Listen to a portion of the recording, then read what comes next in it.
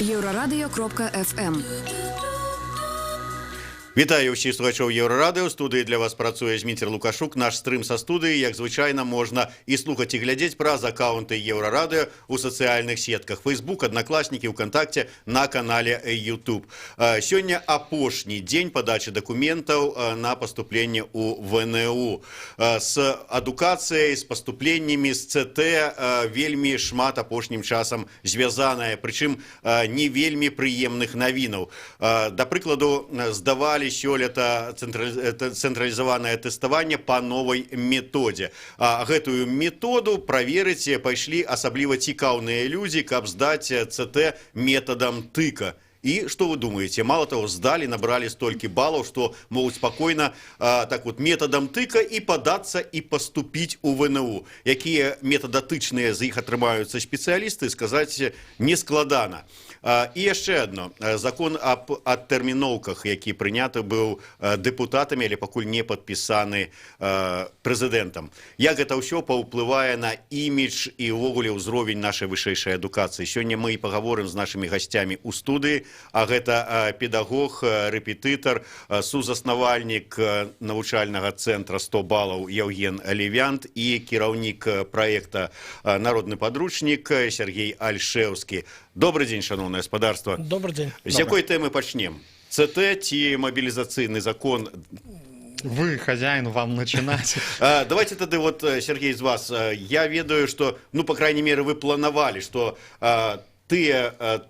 звесткі там по ЦТ, якія вы здалі ЦТ вот этим методом тыка і атрымалі пэўныя там документы. Зараз сёння гэтыя документы панесете здаваць на поступленне. Отнесли? Ну, смотрите, давайте, я буду честен, я не настолько вредный или плохой человек, чтобы лишить какого-нибудь ребенка, пусть даже не самого лучшего места, тем более бюджетного места в университете.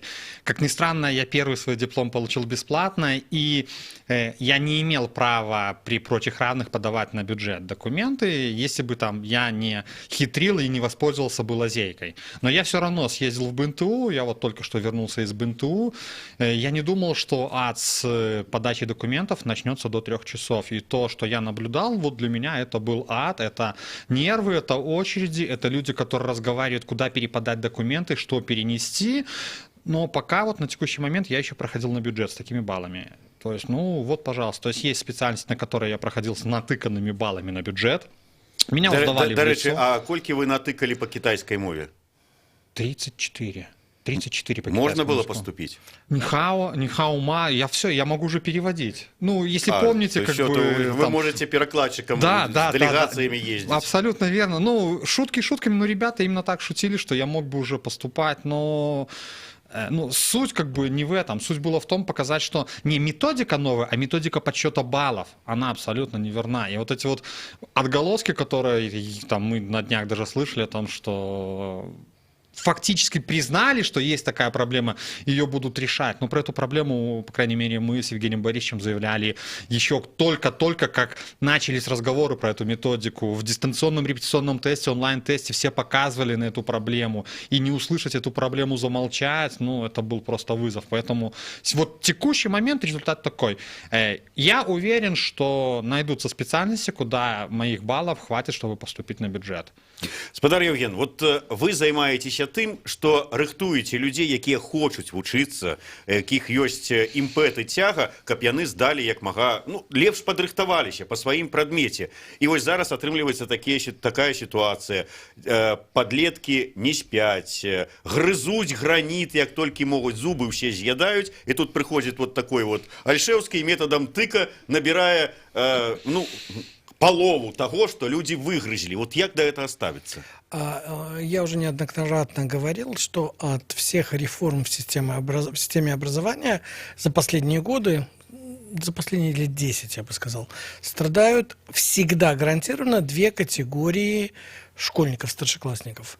Одна категория – это дети из семей, где материально не очень хорошо, то есть, ну, вот, где средств на платное обучение не хватит. Да? Это, значит, эти страдают. Сейчас объясню, почему. И вторая категория – это те, кто как вы сказали, грызет гранит науки. Не все грызут. Но вот те, кто грызет на гранит науки, те, кто вкалывают, те, кто впахивают, вот они тоже страдают от этих реформ. Почему страдают те, те молодые люди, у кого родители не в состоянии заплатить за обучение? Смотрите, в отличие от всех соседних с нами стран, всех без исключения и не соседних, у нас абитуриент может подать документы только в один вуз, а в этом вузе только на один факультет. И это в лучшем случае. Как правило, они могут подать не только на один факультет, а только на одну специальность. Но есть вузы, где можно на весь факультет, и там можно на несколько специальностей. А в соседних с нами странах абитуриент может подать заявление в несколько вузов, а в каждом вузе еще на несколько специальностей. То есть выбор гораздо больше. Почему новая система больно ударила вот по этим молодым людям? Дело в том, что у них нет права, у наших молодых людей, на ошибку. То есть если им не хватит баллов на ту специальность, которую они выбрали, значит, или приходите через год, или идите на платное. А у них денег на платное нет. И если в прошлые годы баллы приблизительно на ЦТ были год от года одинаковые. Проходные менялись баллы, но они колебались от одной величины к другой, то есть незначительные колебания были. И молодой человек он посмотрел предыдущие несколько лет, проходные баллы были вот приблизительно такие-то. У меня баллы, он тоже знает.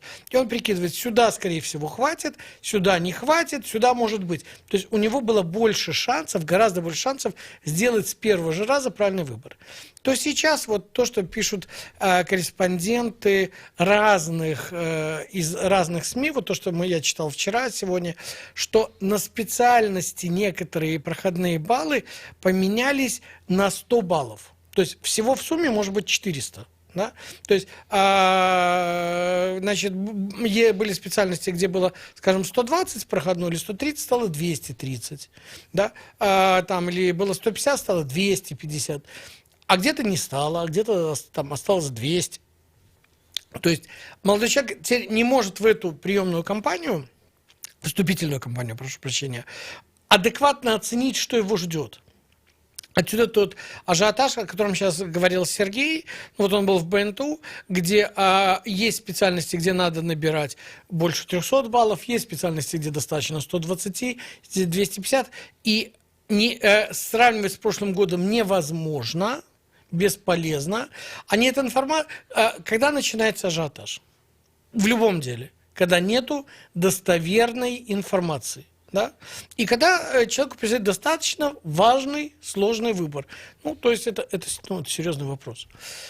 Это вот эти молодые люди. А про тех, кто сильнее всех, да, по ним тоже эта вступительная кампания ударила сильно, потому что раньше эти молодые люди имели запас баллов перед теми, кто ни черта не делал, достаточно высокий. Те, кто готовились к ЦТ, набирали 70. Набрать 70 – это достаточно много. Не надо думать, что 70 – это легко.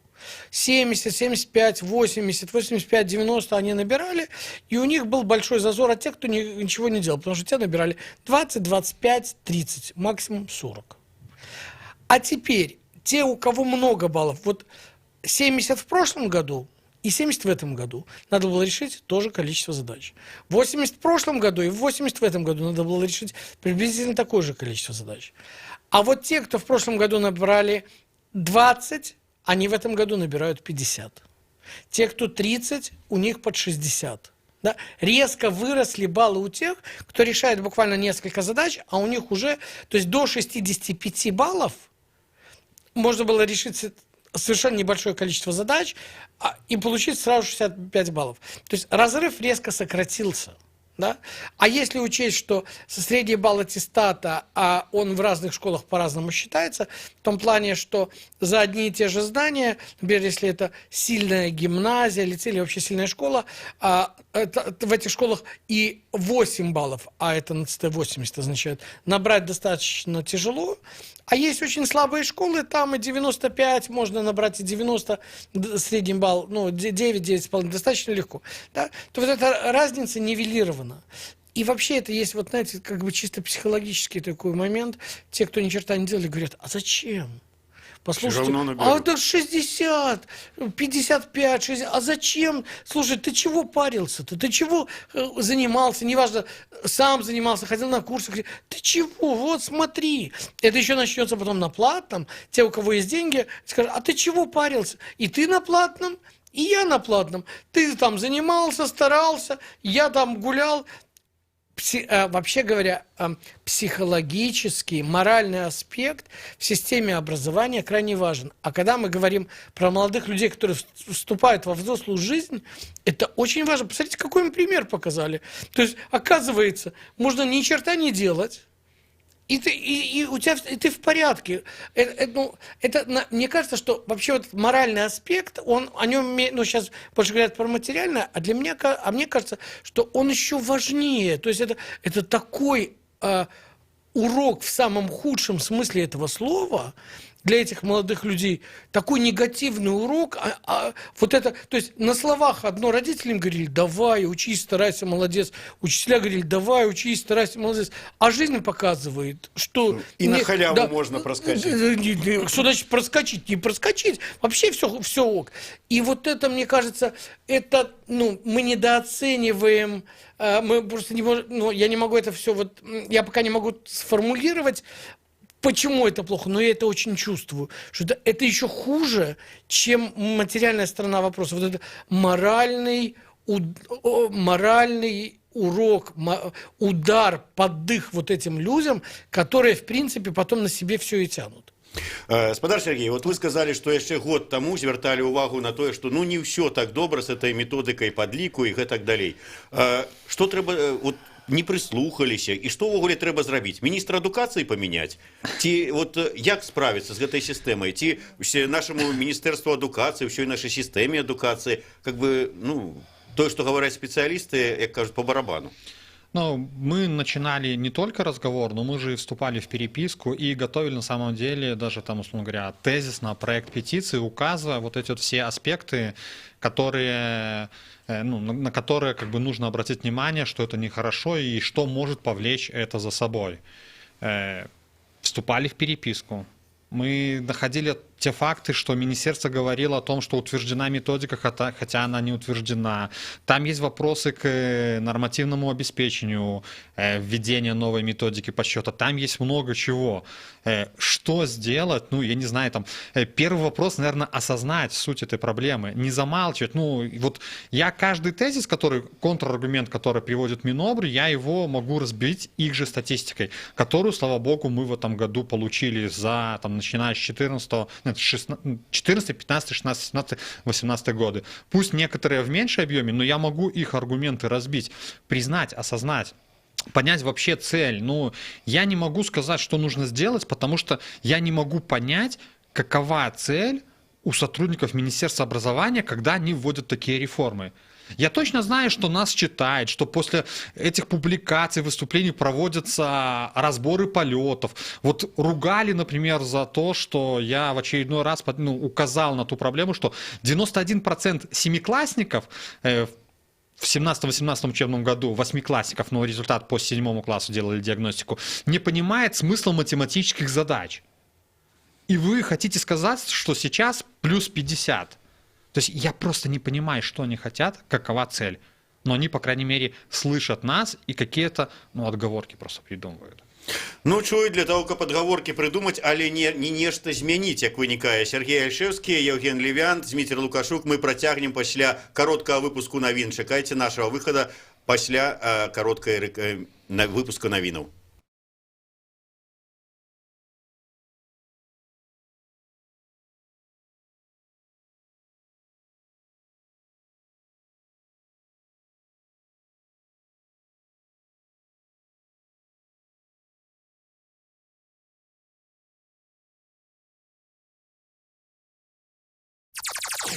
Еўрапейскае радыё для Беларусі.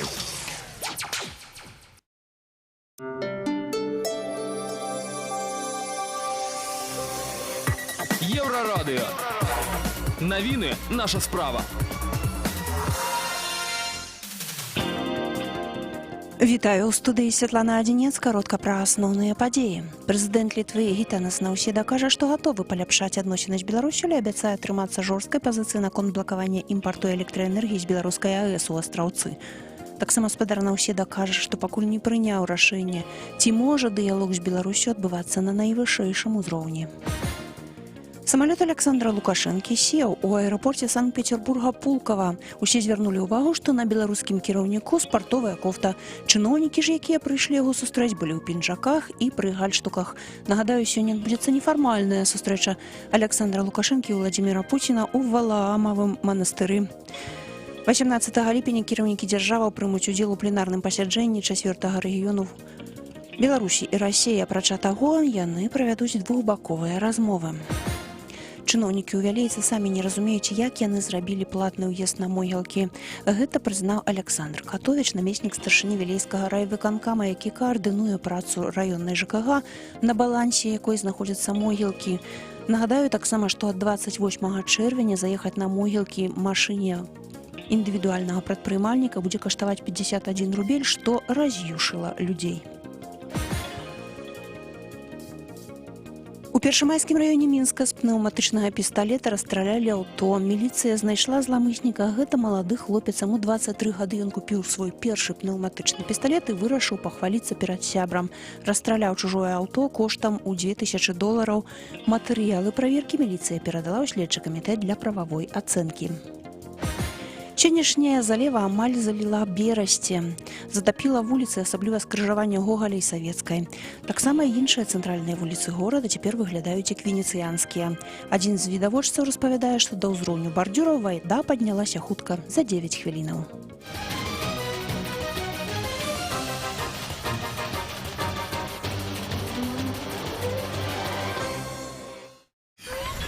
Еўрарадыё.фм. Вяртаемся ў студыю Еўрарадыё і разам з Евгеном Левянтам і Сергеем Альшэўскім працягваем спрабаваць разабрацца, што ж все ж таки адбываецца з нашай беларускай адукацыяй. Адукацыяй, пра якую казалі і кажуць да гэтага часу асобныя чыноўнікі, што яна ледзь не найлепшая ў свеце, што нашы вельмі цэняцца і педагогі, і нашы выпускнікі. Спадар Евген, вот Сергей задаў вельмі такую добрую думку, падаў, што незразумела, для чаго вот гэтыя ўсе новыя методы, рэформы робяцца. Все ж таки і вы пастаянна, і іншыя вашы калегі звяртаеце ўвагу на тое, што адбываецца. Вот пра тое, як здавалі ЦТ, як гультаі атрымлівалі балы блізкія да тых, хто ночы не спаў, а вучыўся.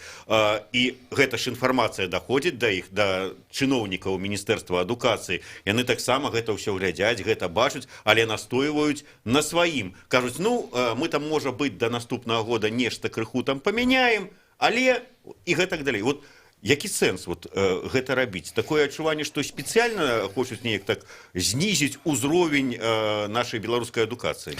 Давайте сначала про то, что вот вы сказали, что еще что-то поменяется. Смотрите, выпускники прошлого года получали свои баллы по совсем другой шкале, и у них совершенно другие результаты. А результаты ЦТ действительно 2 года.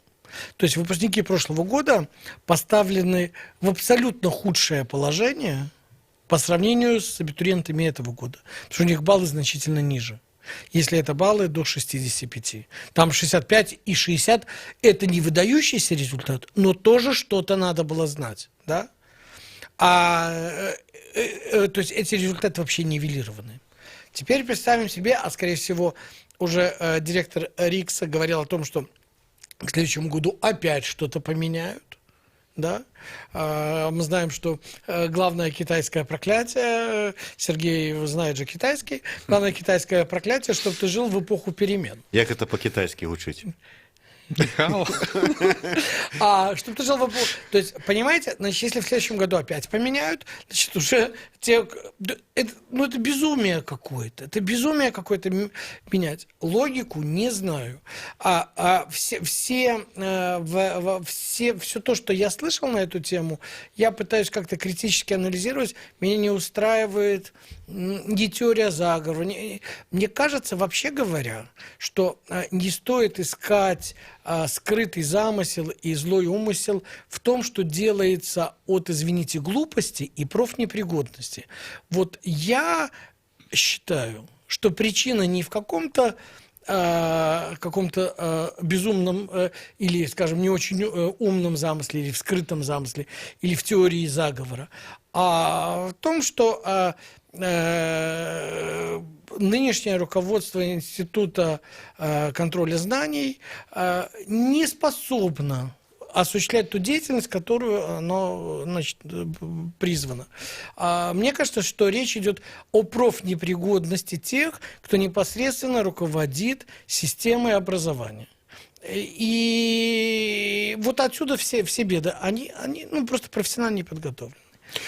Спадар Сергей, вот Евген говорил про то еще в первый час нашей программы, что за вот этих вот реформаў, так бы мовіць, вельмі маральна люди, якія шмат працуюць, рыхтуюцца, вучацца, яны маральна как бы адчуваюць сябе неёмка з-за таго, што адбываецца. І ў мяне вот такое адчуванне, што людзі, можа быць, выпускнікі захочуць пасля ўсяго гэтага, паглядзеўшы на ўзровень адукацыі ў Беларусі, паступаць не ў БДУ, груба кажучы, а ў Варшаўскі універсітэт. Увогуле, праблема з тым, як зараз праходзяць падлік там этих балаў прахаждзення ЦТ і гэты вот закон аб адтэрміноўках. Як вы лічыце, як ён паўплывае ўвогуле на нашу сістэму адукацыі? Ці не прывядзе гэта да таго, што людзі будуць імкнуцца з'ехаць і вучыцца дзе хочаш, а не ў Беларусі? Я нават згадаю, што я паспрабаваў падкалоць одну вядомую жанчыну, дэпутатку, што яе дзеці вучацца за мяжой, і яна мне кажа: а ты ведаеш, колькі я плачу за навучанне сваёй дачкі ў Вены, у Венскім універсітэце? 500 евро за семестр, то есть 1000 евро. А ў БДУ зараз атрымліваецца заплаціць $1800 где-то за год. Вот уже, вот ваше меркование, ці будет такая миграция? Ну, во-первых, я могу сказать, что я тоже преподавал в своей жизни, и ученики, у которых я преподавал, со мной до сих пор общаются. Вот вчера мне писал один из учеников, как раз таки уточнял вопрос про механизм подачи документов, как выработать стратегию, и это средний ученик, но он выругался, и ему неприятно было то, что у него за 3 ошибки сняли 10 баллов по одному из предметов. То есть, что слабым помогли, а тем, кто в итоге год еще потратил на доп. Подготовку, не помогли. То есть, молодежь это понимает. Петиция сказала о том же, что те, кто вкалывал, они сказали. И эти же дети как раз-таки задумываются. Вчерашняя публикация на Тутбае о том, что ребята уезжают учиться в Россию, тоже показала. Поэтому вчера, если честно, не знаю, так получилось, мы задали с целью поискать возможность посчитать, сделать оценку количественной вот этой угрозы, сколько молодых людей куда уехало. Но если повертеть числами, цифрами, на самом деле, которые находятся в открытом доступе, то минимальную оценку, не точную, но минимальный порог, достоверный порог, который можно подтвердить, за 2018 год можно сказать, что уехало порядка 3000 лучших абитуриентов. Ну, понятно, чтобы учиться за границей, в Польше математика выше уровня, в России выше, в Украине выше уровень. Чтобы уехать учиться туда, нужно математику знать выше. В прошлом году уехало минимум 3000 учеников учиться. В 2017 году уехало где-то 2500. В 2016 там где-то там в районе 2000. То есть тенденция к нарастанию уже была отъезда лучших. А сейчас давайте смотреть. В этом году что мы имеем, если вступит закон в силу? Отучился в профтехе, обязан пойти служить. 18 лет окончил, 18 лет есть, обязан идти служить. Университет закончил, обязан идти служить, не можешь продолжить. Ну вот я, если бы я был родителям мальчиков, я бы точно задумался над тем, что лучше не здесь получать образование, если он хочет образование, дать своим детям. Вот, то есть, ну, для меня вот очевидно, то, что это послужит дополнительным стимулом к тому, чтобы наши лучшие ученики уезжали и получали образование за границей. Ну, это очевидно. Очевидно, что в белорусском обществе есть проблемы не только в образовании, но и в вооруженных силах. Эти проблемы с различными инцидентами прошлых лет достаточно громко озвучивались. То есть и люди это воспринимают как бы по-разному. Ну и естественно, как бы, что негатив, который сложился вокруг этого всего, это тоже толчок к тому, чтобы уехать. Поэтому, ну, вот как по мне, это очевидно. Очевидно, будут уезжать. Очевидно, уже сейчас я знаю историю, когда детям не хотят подписывать медицинские комиссии для поступления за границу, потому что нужно принести справку о состоянии здоровья для поступления в иностранный вуз, особой формы, особенного образца. То есть, ну вот, не хотят или еще что-нибудь. Но даже несмотря на эти все препоны, люди будут туда стараться ехать, если ничего не поменяется. И вот, ну, вот у меня единственный вот вопрос, зачем? Потому что если попытаться цифрами посчитать, ну, считайте, если взять цифры по подушевому финансированию, которое озвучило Министерство образования, то $700 в год тратится на подготовку одного ученика. $700 в год. Итого таких лет 11. 700 умножаем на 11, умножаем на 3000 уехавших и получаем, ну, где-то там почти $70 миллионов. Ну, вы математик, не глядите на меня. Нет, так ну, не надо, я методом тыка могу как бы сдать на средний балл, как бы, ну вот посчитайте, ну а давайте сейчас посчитаем, вот $70 миллионов мы затратили на образование вот этих 3000 детей, они получат как бы 18-летние, взрослые, менее рискованные, как бы там, ну, разные вопросы, это только образование, без медицины и прочее дальше социальщины. Они уехали, сколько из них вернется обратно? Сомневаюсь. Ну вот и ответ. То есть вот где в этом логика, где в этом здравый смысл, я для себя не могу понять. Но я вижу, что так происходит. И тенденция к этому, ну, к нарастанию я уже проследил по цифрам, которые я смог посчитать там, ну, очень просто посчитать. Посмотрите, сколько ребят сдает ЦТ из года в год. Есть распределение на тех, кто не учился, есть распределение, которые выпускники, есть цифры приема среднеспециальные. И каждый год получается, что теряются какие-то дети, они где-то растворяются.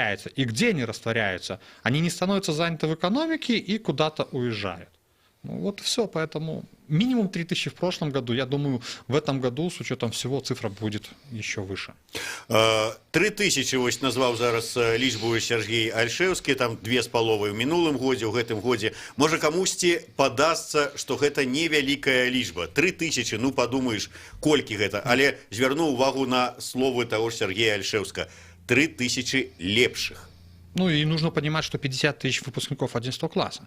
То есть вы тоже понимаете, что эти 3000 от 50 тысяч, как бы это чуть более 5%, ну 5% лучших. Ну вы сами поймите, там лучшие люди. Спадар Евген, я ведаю, вы служили у советской яшчэ армии. Я ведаю, что вы за тое, каб люди служили, не косили от армии.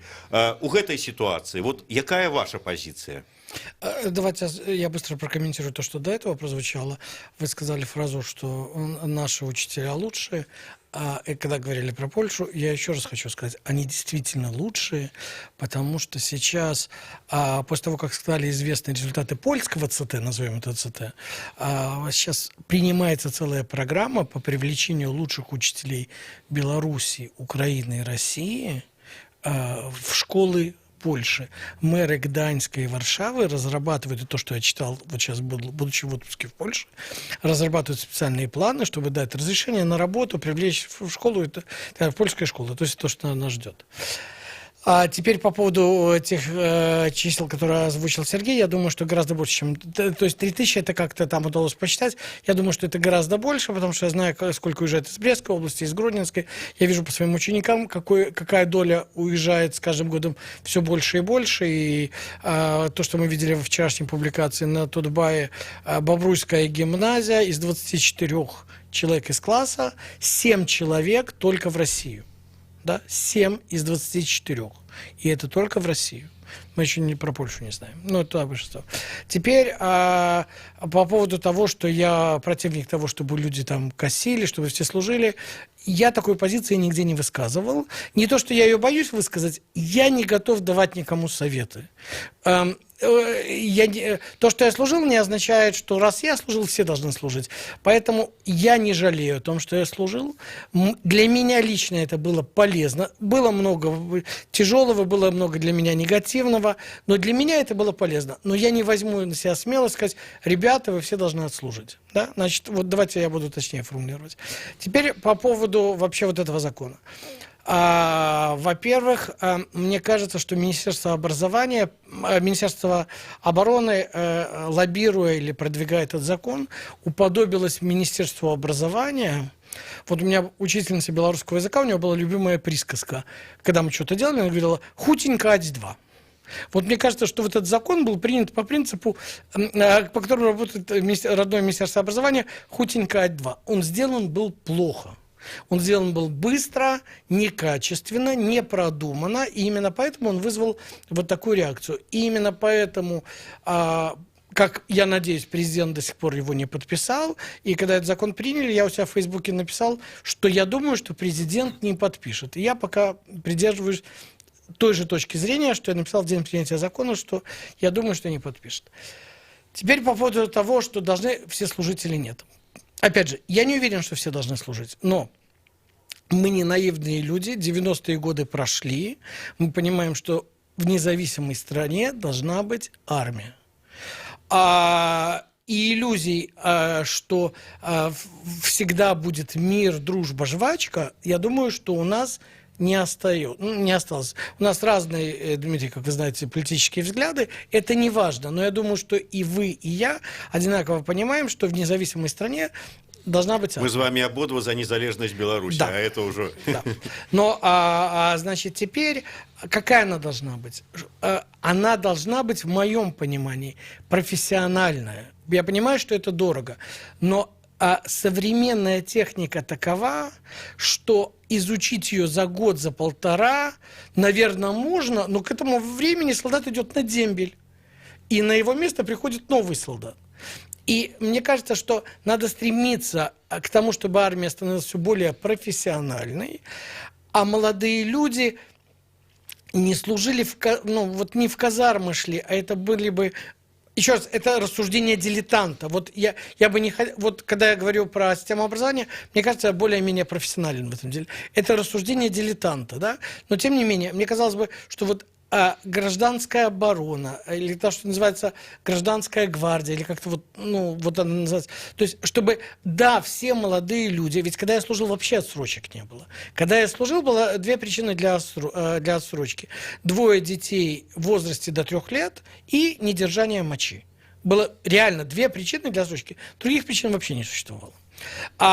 И сейчас я бы резко сократил вообще все причины отсрочек, но не для того, чтобы молодые люди шли в казарму, а чтобы они учились при необходимости. Понимаете, если начнется реальная война, вот все вот эти солдаты, которые на год-полтора, и мы все, мы просто считаем мясо.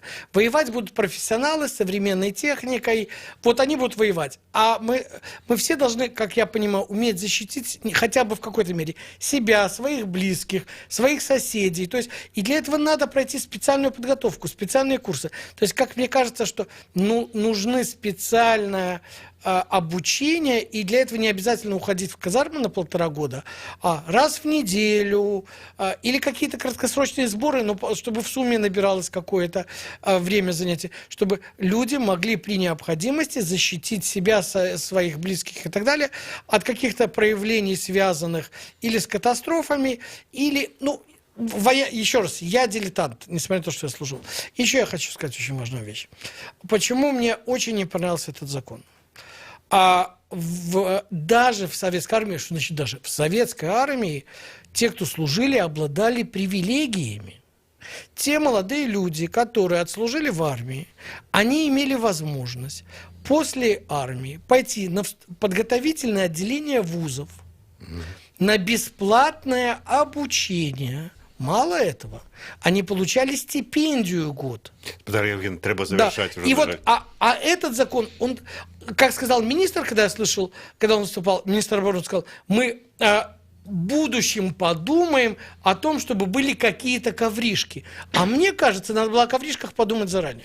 Таким чынам 3000 як мінімум лепшых з'язджае пасля школы вучыцца за мяжу, а зараз яшчэ і пасля 5 курсаў перад аспірантурай, каб не патрапіць у войска, таксама будуць з'язджаць. Не вельмі добрыя законы і ініцыятывы трэба мяняць. Сергей Альшэўскі, Евген Левянт, Зміцер Лукашук. Слухайце Еўрарадыё.